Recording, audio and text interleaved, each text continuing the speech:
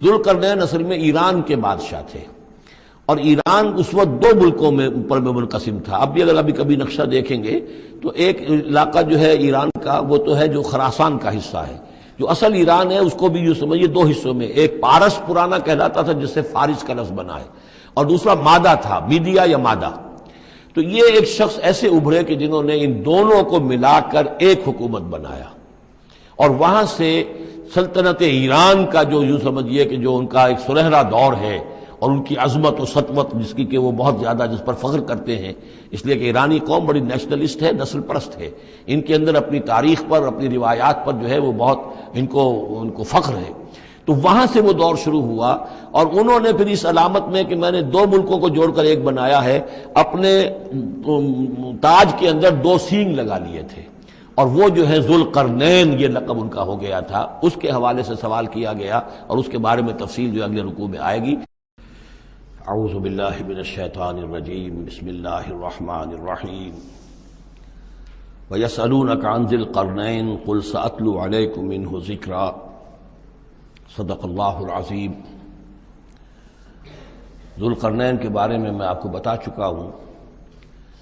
کہ ان کا نام تاریخ میں جو مشہور ہے وہ کیخسرو یا سائرس، اور انہی سے اصل میں ایران کی عظمت کے دور کا آغاز ہوا تھا۔ چنانچہ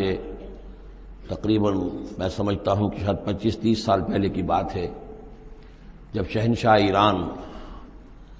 اس وقت جب کہ ان کی بادشاہت جو ہے وہ بڑے عروج پر تھی، انہوں نے 2500 سالہ برسی منائی تھی انہی کیخسرو کی، سائرس کی۔ ان کی قبر جو ہے مقبرہ وہ دریافت ہو گیا تھا، اور وہاں پر ان کا ایک مجسمہ بھی دریافت ہوا تھا کھدائی پر۔ اس مجسمے میں وہ دو لگے ہوئے تھے سینگ بھی۔ اس موضوع پر سب سے پہلے مولانا ابوالکلام آزاد مرحوم نے، جو اپنی ترجمان القرآن کے نام سے انہوں نے مختصر ترجمہ اور تفسیر لکھی ہے، اس میں بڑے تفصیلی نوٹس لکھے ہیں۔ سب سے پہلے اہل علم کے حلقے میں ان کے بارے میں جو معلومات ہیں وہ ان کے ذریعے سے آئی ہیں، اب یہ تقریباً یونیورسلی ایکسیپٹڈ ہے۔ پھر سوال پیدا ہوتا ہے کہ ان سے کیا دلچسپی یہود کو تھی، تو وہ بھی سمجھ لیجئے کہ نبوکدنضر نے 587 قبل مسیح میں حملہ کیا تھا فلسطین پر، اور نبوکدنضر عراق کا بادشاہ تھا۔ اس مڈل ایسٹ کو ذہن میں رکھیے کہ میڈیٹرینین کے بالکل ساتھ ہے ملک شام، اور شام ہی کا ایک علاقہ فلسطین ہے۔ اس وقت جو ہے یہ فلسطین اور اسرائیل اور شرق اردن اور ویسٹ بینک اور لبنان، یہ سب مل کر جو ملک بنتے ہیں، در حقیقت یہ شام عرب ہے، یہ شام ہے۔ پھر اس کے مشرق میں یہ عراق عرب یا عراق ہے، اور اس کے مشرق میں پھر ایران ہے۔ تو عراق کا بادشاہ تھا جس نے حملہ کیا تھا یروشلم پر، تباہ و برباد کیا، اور ان کو قیدی بنا کر لے گیا۔ کیپٹیوٹی کا دور ان کا تقریباً 150 برس کا ہے۔ لیکن اس عرصے میں ایران میں یہ شخصیت ابھری کیخسرو کی یا سائرس کی۔ اس نے پھر فتوحات کا دائرہ شروع کیا، تو سب سے پہلے عراق کو فتح کیا، بیبیلونیا کو، اور یہاں پر جو یہ اسیر تھے یہودی، ان کو اجازت دے دی کہ تم واپس جاؤ، اپنا یروشلم آزاد کرو، اپنے جا کر آباد کر لو دوبارہ۔ تو گویا کہ یہ محسن ہیں ان کے، ذوالقرنین جو ہے ان کے محسن ہیں، جن کی وجہ سے کہ جن کے ذریعے سے اللہ تعالیٰ نے انہیں بیبیلونیا یعنی عراق کی کیپٹیوٹی جو ان کی اسارت کا دور تھا اس کو ختم کیا، آزادی ملی، اور پھر یہ واپس آئے۔ حضرت عزیر علیہ السلام کے ساتھ قافلہ آیا ہے، اور وہ تقریباً پھر انہوں نے آ کر یہاں اثر نو اس شہر کو بھی آباد کیا، اور ہیکل جو ہے حضرت سلیمان علیہ السلام کا بنایا ہوا جو وہ عبادت خانہ تھا اس کو دوبارہ تعمیر کیا۔ اس اعتبار سے ذوالقرنین جو ہے وہ ان کی تاریخ میں ایک معروف شخصیت ہے۔ تاریخ سے معلوم ہوتا ہے کہ انہوں نے پھر ایران کی پہلی حکومت کو کنسولیڈیٹ کر کے پارس اور مادہ کو ملا کر ایک سلطنت ایران بنائی۔ پھر ان کی فتوحات کے 3 دائرے ہیں۔ مغرب کی طرف میڈیٹرینین تک پورا علاقہ فتح کر لیا، مشرق میں پھر یہ ہمارا جو مکران تک کا علاقہ ہے، یہ سارا کا سارا علاقہ ایران کے ساتھ ہی ملتا ہوا ہے، بلوچستان، مکران، یہ پورا علاقہ انہیں فتح کیا۔ ایک مہم ان کی شمال کی طرف گئی، بحیرہ کیسپین جو ہے، اور ادھر سے جو وہ بلیک سی ہے، بحیرہ اسود، ان دونوں کے درمیان جو پہاڑی سلسلے ہیں، یہ شمال کی طرف جو ہے تیسری مہم گئی۔ جیسے کہ حضرت عمر رضی اللہ تعالیٰ عنہ کے عہد میں بھی 3 لشکر نکلے تھے مسلمانوں کے جزیرہ نما عرب سے۔ ایک لشکر شام سے ہوتا ہوا پھر مصر کی طرف گیا ہے، ایک لشکر عراق سے ہوتا ہوا ایران کی طرف گیا ہے، اور ایک لشکر سیدھا شمال کی طرف گیا ہے اور کوہ کاف تک جو ہے جس کو کوکیشیا کہتے ہیں وہاں تک کی فتوحات حاصل کی مسلمانوں نے۔ تو تقریباً یہی سمجھیے کہ ایک بلو پرنٹ تھا جو کہ یعنی ہمارے اس دور خلافت راشدہ سے جو سمجھیے کہ لگ بھگ کوئی 2000 سال قبل جو ہے یہ واقعہ پیش آیا ہے، یا بلکہ اس سے کم کوئی 1500 سال قبل یہ واقعہ پیش آیا ہے، اور یہ ذوالقرنین جو ہے یہ یہاں پر ایک بڑی عظیم سلطنت کے بانی بنے، لیکن نیک آدمی تھے۔ اور معلوم یہ ہوتا ہے کہ یہ اصل میں جو کہانیاں ہیں یہ ان کے داستانیں ہیں کہ ان کو قتل کیا جانا تھا، یہ کہیں شہزادے تھے کسی چھوٹی سی مملکت کے، اور وہاں سے ان کو کسی نے بچایا کسی طریقے سے، اور پھر یہ صحرا میں رہے روپوش، اور وہاں کسی نبی کی تعلیم سے ان کو آشنائی ہوئی ہے۔ ہو سکتا ہے کوئی اسرائیلی نبی ہی کی تعلیم ہو، یہ بھی ہو سکتا ہے کہ زرتشت جو ہیں وہ بھی کوئی اللہ کے نبی ہوں اور ان کی تعلیم ان تک پہنچی ہو، لیکن خود ان کا کردار جو قرآن پیش کر رہا ہے وہ بہت ایک نیک مومن صالح ایک بندہ مومن اس کا کردار ہے۔ یہ کردار جو ہے کسی بھی درجے میں 1% بھی جو ہے وہ کسی اور دوسرے فاتح پر یا کسی اور حکمران کے اوپر جنہیں بھی ہم جانتے ہیں تاریخی اعتبار سے ان پر منطبق نہیں ہوتا، یہ انہی کی شخصیت ہے۔ وَيَسْأَلُونَكَ عَنِ ذِي الْقَرْنَيْنِ، اور اے نبی آپ سے پوچھ رہے ہیں ذوالقرنین کے بارے میں، قُلْ سَأَتْلُو عَلَيْكُم مِّنْهُ ذِكْرًا، ان سے کہیے میں عنقریب تمہیں اس کے بارے میں کچھ حالات بتاتا ہوں۔ اِنَّا مَكَّنَّا لَهُ فِي الْأَرْضِ، ہم نے اسے زمین میں بڑا تمکن عطا کیا تھا، غلبہ عطا کیا تھا، وَآتَيْنَاهُ مِن كُلِّ شَيْءٍ سَبَبًا، اور ہم نے اسے ہر طرح کا ساز و سامان، وسائل و ذرائع، تمام اسباب جو ہیں فراہم کر دیے تھے۔ فَأَتْبَعَ سَبَبًا، تو انہوں نے پھر ایک مہم تیار کی، یعنی ایک فتوحات کا دائرہ مغرب کی طرف، حتی اذا بلغ مغرب الشمس، یہاں تک کہ جب وہ سورج کے غروب ہونے کی جگہ تک پہنچ گئے۔ اب یہ پرانے زمانے میں ظاہر بات ہے کہ پورا اس سے زیادہ نقشہ تو لوگوں کو معلوم بھی نہیں تھا، جب میڈیٹرینین کے ساحل پر پہنچ گئے تو معلوم ہوا آگے تو سمندر ہے، اور سمندر میں پھر آدمی کو محسوس ہوتا ہے سورج ڈوبتا ہوا۔ اگر آپ ساحل سمندر پر کھڑے ہو کر دیکھیں تو معلوم ہوتا ہے سمندر میں سورج ڈوب رہا ہے، تو یہ گویا کہ مغرب الشمس بن گیا ان کے لیے، وہ یہ سورج کے ڈوبنے کی جگہ۔ حتیٰ اذا بلغ مغرب الشمس، جب وہ پہنچ گئے سورج کے غروب ہونے کی جگہ، وجدہا تغرب فی عین حمیۃ، تو انہوں نے دیکھا اسے ڈوبتے ہوئے، وہ ڈوب رہا ہے ایک بڑے گدلے سے سمندر کے اندر۔ وہ جو وہاں کا سمندر ہے بڑا گدلا سا ہے، یہ ایجین سی وغیرہ جو کہلاتے ہیں یہ بہت گدلے سے پانی کے ہیں۔ ووجد عندہا قوما، اور وہاں انہوں نے ایک قوم کو پایا مراد یہ کہ اس قوم پر انہیں فتح ہوئی، جنگ ہوئی، انہوں نے ان کو شکست دی، اور وہ قوم گویا کہ اب ان کے رحم و کرم پر ان کی گویا کہ وہ محکوم ہو گئی۔ قلنا یا ذوالقرنین، ہم نے کہا ذوالقرنین سے، اب یا تو یہ کہ یہ شاید نبی ہوں واللہ عالم، تو اللہ تعالیٰ کا اس طریقے سے براہ راست ان کو وحی کرنا، لیکن غیر نبی کو بھی اللہ تعالیٰ الہام کے ذریعے سے، جیسا کہ ہم نے دیکھا کہ وہ تو شہد کی مکھی کو بھی لفظ وحی آیا ہے، تو یہاں آیا ہم نے کہا اے قرنین، اور یہ بھی ہو سکتا ہے یہ صورتحال کی تعبیر ہو کہ گویا کہ وہ حالات زبان حال سے یہ کہہ رہے تھے۔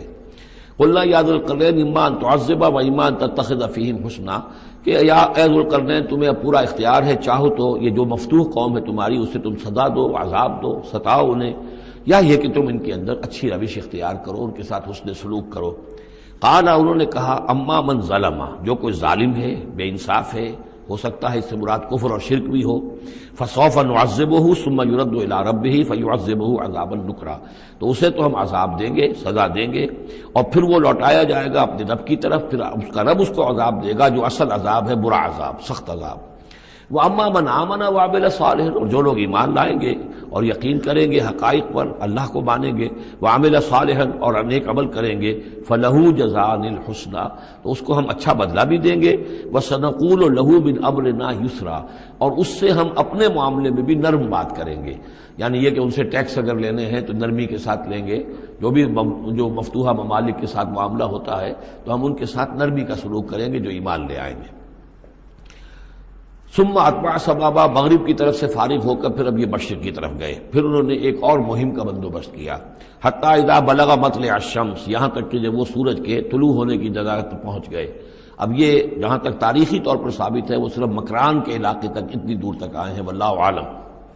ہو سکتا ہے کہ مکران کے ساحل پر کھڑے ہو کر بھی انہیں محسوس ہوا ہو کہ بس اب یہ سورج جو ہے غروب ہو رہا ہے یا طلوع ہو رہا ہے وہاں سے، مطلع الشمس، تو وہاں جب پہنچے، وجدہا تطلع علی قوم لم نجعل لہم من دونہا سترا، تو انہوں نے پایا اس کو کہ وہ طلوع ہوتا ہے ایک ایسی قوم پر کہ جس کے لیے ہم نے آفتاب سے کوئی اوٹ نہیں رکھی ہے. یعنی یہاں کے جو قبائل تھے، گیڈروسیا وغیرہ یہ کہلاتا تھا اس زمانے کے اندر، یہ وحشی قبائل تھے، ان کو ابھی چھت بنانے کا فن نہیں آیا تھا. یعنی گھر جو ہوتے تھے وہ صرف دیواریں کھڑی ہوتی تھیں کہ جو خالی پلاٹ ہے زمین کا اس میں یہ دیوار کھڑی ہے، یہ میرا گھر ہے، تمہارا گھر ہے، لیکن گھر میں چھت وغیرہ کا بھی کوئی تصور ان کے ہاں نہیں تھا. ظاہر بات ہے کہ چھت ڈالنا جو ہے یہ تو ایک تمدن کے ارتقاء کے دور کی علامت ہے. تو وہ بغیر کسی سورج کے سائے کے وہ اپنی زندگی گزارتے تھے. کذالک، ایسا ہی ہوا وہاں بھی، یعنی جو پہلے ہوا تھا کہ یہاں بھی معاملہ وہی ہوا کہ اللہ تعالیٰ نے اختیار مطلق انہیں دیا، فتح دی، لیکن انہوں نے یہاں بھی یہی کہا کہ جو نیک لوگ ہوں گے ان کے ساتھ ہم نرمی کریں گے اور جو شریر ہوں گے ان کو سخت سزا دیں گے. وقد احطنا بما لدیہ خبرا، اور ہمیں پوری طرح معلوم ہے کہ جو وہاں اس کی خبر ہوئی اور جو بھی حالات وہاں گزرے، جو ماجرا وہاں ہوا. ثم اتبع سببا، اب یہ تیسری آ رہی ہے، ثم اتبع سببا، پھر اس نے ایک اور مہم تیار کی. یہ شمالی مہم ہے. حتی اذا بلغ بین السدین، یہاں تک کہ جب وہ دونوں پہاڑوں کے درمیان پہنچ گئے، دو دیواروں کے درمیان پہنچ گئے. تو یہ سمجھ لیجئے بحیرہ کیسپیئن داہنی طرف ہے، مشرق میں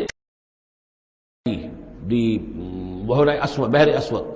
اس کے درمیان یہ سلسلہ کوہ ہے اور یہ پیرلل چلتے ہیں دو، اور ان کے درمیان سے پھر وہ درے ہیں کہ جن میں سے ہو کر شمالی علاقے سے جو وحشی قبائل تھے وہ آ کر یہاں حملہ کرتے تھے، تاخت و تاراج کرتے تھے، لوٹ مار کر کے چلے جاتے تھے، جن کو یاجوج ماجوج کہا گیا ہے.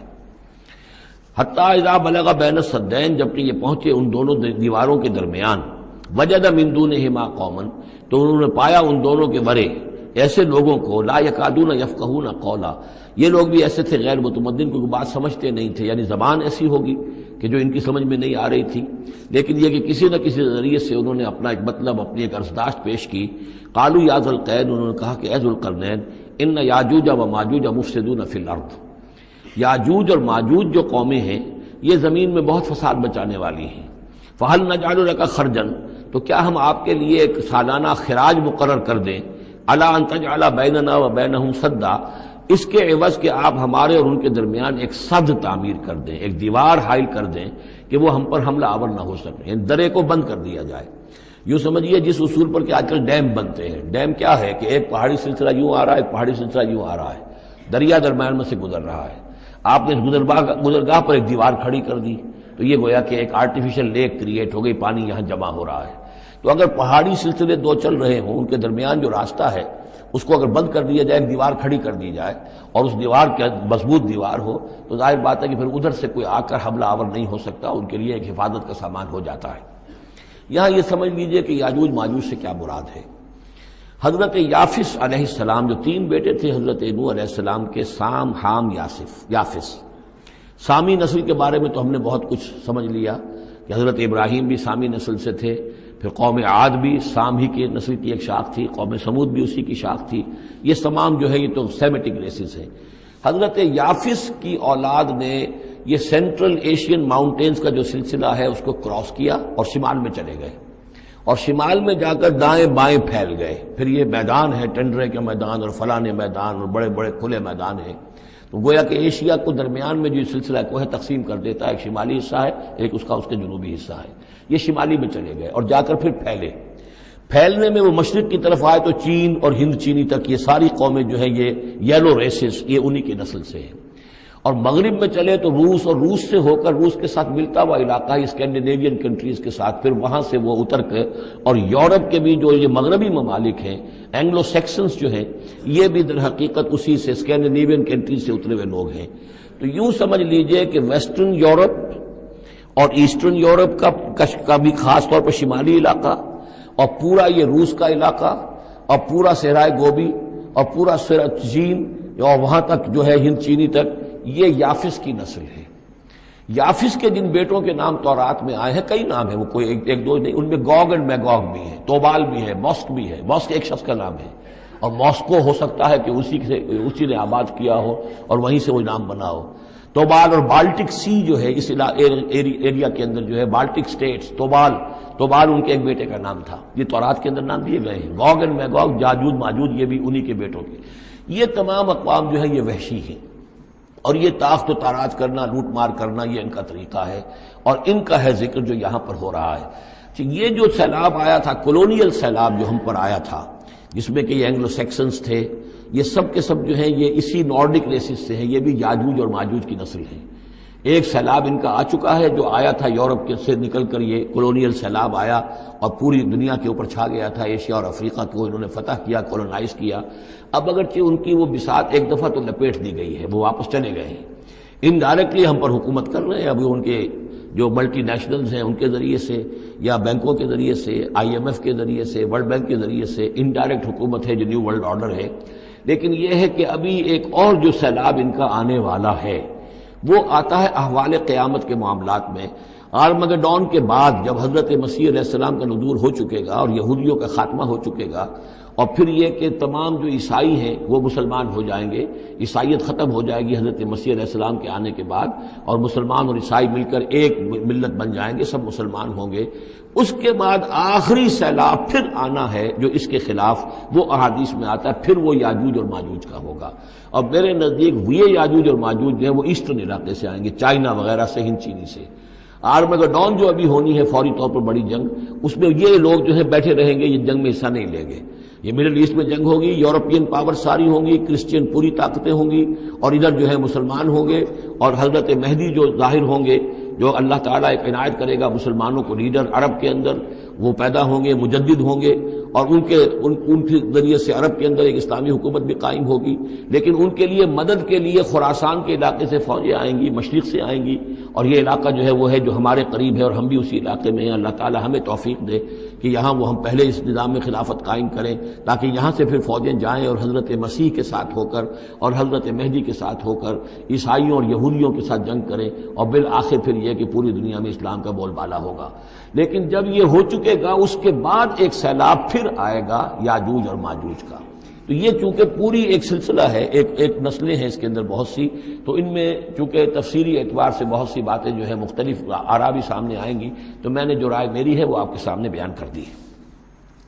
اس وقت بھی وہ یاجوج ماجوج تھے جو ان شمالی دروں سے آ کر حملے کرتے تھے۔ الا ان تجعل بیننا وبینہم سدا، تو کیا ہم آپ کے لیے ایک سالانہ خراج طے کر دیں تاکہ آپ ہمارے لیے یہاں ایک سد تعمیر کر دیں، ایک بند باندھ دیں یہاں پر۔ قال ما مکنی فیہ ربی خیر، اب دیکھیے ان کا کردار، ان کا مجھے جو کچھ میرے رب نے دے رکھا ہے، دولت دے رکھی ہے، مال دے رکھا ہے، وہ بہت بہتر ہے اس سے کہ جو تم مجھے پیش کر رہے ہیں، مجھے خراج کی ضرورت نہیں ہے۔ ہاں تمہاری ایک ضرورت ہے، میں وہ پوری کر دیتا ہوں۔ فاعینونی بقوت، مجھے مین پاور فراہم کرو، باقی ساری سامان جو ہے میں فراہم کر لوں گا، لیکن بہرحال اس کو بنانے کے لیے، دیوار بنانے کے لیے اور دونوں پہاڑوں کے درمیان اتنی بڑی جو سد تعمیر کرنے کے لیے جو مین پاور چاہیے، اعینونی بقوت، تو محنت کے ذریعے سے، مین پاور کے ذریعے سے میری مدد کرو۔ اجعل بینکم و بینہم ردما، میں ان کے اور تمہارے درمیان ایک موٹی دیوار بنا دوں گا۔ آتونی زبر الحدید، لاؤ میرے پاس تختے لوہے کے۔ حتی اذا ساوا بین الصدفین، یہاں تک کہ جب دونوں جو اونچانے تھیں اس کے درمیان کا پورا علاقہ پر ہو گیا، بھر گیا، وہ لوہے کے تختے جو ہیں اس کے اندر بھرے جا رہے ہیں۔ حتی اذا ساوا، برابر کر دیا دونوں پھانکوں تک پہاڑ کی، قال انفخوا، اب ان کا کہ آگ جلاؤ اس کے نیچے، وہ دہکا دی بھٹی جس سے کہ اب وہ لوہا گرم ہوا اور لوہے کی تختے جو ہیں وہ گرم ہو گئے۔ حتی اذا جعلہ نارا، جبکہ وہ سارے کے سارے لوہے کے جو تپ گئے خود اور سرخ ہو گئے۔ قال آتونی افرغ علیہ قطرہ، تو کہا لاؤ میرے پاس پگھلا ہوا تانبا کہ میں اس کے اوپر انڈھیل دوں۔ تو اس طریقے سے گرین فورس کنکریٹ سے بھی 10 گنا سمجھیے مضبوط شے انہوں نے بنا دی کہ اس میں لوہا اور پھر لوہا سیسا یا تانبا پلایا ہوا، تو اس طریقے سے ایک بڑی مضبوط دیوار قائم کر دی۔ اس دیوار کے جو آثار اب بھی موجود ہیں، دیوار تو موجود نہیں ہے، یہ داریال اور دربند کے درمیان یہ کشادہ راستہ ہے اب بھی، یہ ویسٹ کوسٹ جو ہے کیسپین کا، اس کے ساتھ اس کی لمبائی 50 میل اور اس کی اونچائی 29 فٹ اور 10 فٹ چوڑی یہ دیوار تھی جو اس وقت بنی ہے۔ یعنی جس طریقے سے کہ بنتے ہیں بڑے بڑے بند، ان سے بھی بڑی یہ تھی سد تعبیر کی گئی۔ السد العالی کہلاتا ہے اسوان ڈیم جو ہے، جو مصریوں نے بنایا تھا، بہت بڑا ڈیم، السد العالی، اونچی دیوار۔ تو ہمارے ہاں یہ تربیلا اور منگلا یہ سب کیا ہے، یہ اسی طرح کے ڈیم ہیں کہ پہاڑی سلسلے آ رہے ہیں، دریا جا رہا تھا، وہاں آپ نے دیوار کھڑی کر دی، پانی رک گیا اور وہ جھیل بن گئی۔ فَمَسْتَطَاعُوا أَن يَظْهَرُوهُ، تو انہوں نے کہا کہ اب یہ لوگ نہ تو یہ اس کے اوپر سے آ سکیں گے، اس کو نہ چڑھ سکیں گے، وَمَا اسْتَطَاعُوا لَهُ نَقْبًا، نہ اس میں کوئی سوراخ لگا سکیں گے، نقب لگا سکیں گے۔ قَالَ هَذَا رَحْمَةٌ مِّن رَّبِّي، یہ سب اتنا بڑا کارنامہ کر کے بھی انہوں نے کہا یہ سب رحمت ہے میرے رب کی طرف سے، میرا کوئی کمال نہیں، یہ سب اللہ کی طرف سے ہے۔ فَإِذَا جَاءَ وَعْدُ رَبِّي، اور جب میرے رب کا وعدہ آئے گا، جَعَلَهُ دَكَّا، وہ اس پوری دیوار کو جو ہے ریزہ ریزہ کر دے گا، ختم ہو جائے گی دیوار۔ اب وہ دیوار وہاں موجود نہیں ہے، وہ ختم ہو چکی ہے امتداد زمانہ سے، اب اس کے کوئی آثار باقی نہیں رہے، بس آثار معلوم ہو جاتے ہیں کہ یہاں وہ دیوار ہوتی تھی، جس سے یہ میں نے ڈائمنشنز آپ کو دیے ہیں۔ وَكَانَ وَعْدُ رَبِّي حَقًّا، اور میرے رب کا وعدہ جو ہے وہ حق ہے، سچ ہے، پورا ہو کر رہے گا۔ وَتَرَكْنَا بَعْضَهُمْ يَوْمَئِذٍ يَمُوجُ فِي بَعْضٍ، اب جب یہ وقت آئے گا اللہ تعالیٰ کا قیامت کا وقت، تو ہم چھوڑ دیں گے اس روز ان کو، یہ ایک دوسرے میں گتھم گتھا ہو جائیں گے۔ یہ جو کچھ ہونے والا ہے قرب قیامت سے پہلے، جس قسم کے لشکر آنے ہیں اور جیسی جنگیں ہونی ہیں، اور یہ جو یاجوج ماجوج جب آئیں گے تو آتا ہے احادیث کے اندر کہ پورے دریا اور پورے سمندر پی جائیں گے، ہر چیز کھا جائیں گے، اور یہ معلوم ہوتا ہے کہ یہ چینیوں کے ہاں تو خاص طور پر سانپ بچھو جو شے ہو، کتا بلی، ہر شے چٹ کر جاتے، کوئی شے نہیں چھوڑتے۔ اب میں سمجھتا ہوں کہ شاید آدم خور بھی ہو یہ کہ کسی وقت میں جب ان کو ضرورت پڑے تو آدمی کو بھی کھا جائیں، جو کتے کو، بلی کو، سانپ کو، بچھو کو، ہر چیز کو کھا جاتے۔ تو ان لوگوں کا معاملہ جو ہے واقعتاً یہ جب ابھی تو ذرا رکے ہوئے ہیں، کنٹینڈ ہے ایک طرح سے، لیکن ایک وقت میں ان کا بند کھلے گا، اور چونکہ پھر یہ جو ہے تمام چاروں طرف ان کے پہاڑ ہیں، ہر پہاڑ کی اونچائی پر سے من کل حدب ینسلون نیچے اترتے ہوئے نظر آئیں گے۔ اور یہ نقشہ بعین ہی اسی طرح اخبارات میں آیا تھا جب 62 میں وار ہوئی ہے نیفا میں، جو ہندوستان کا مشرقی جو علاقہ تھا جہاں کے چین اور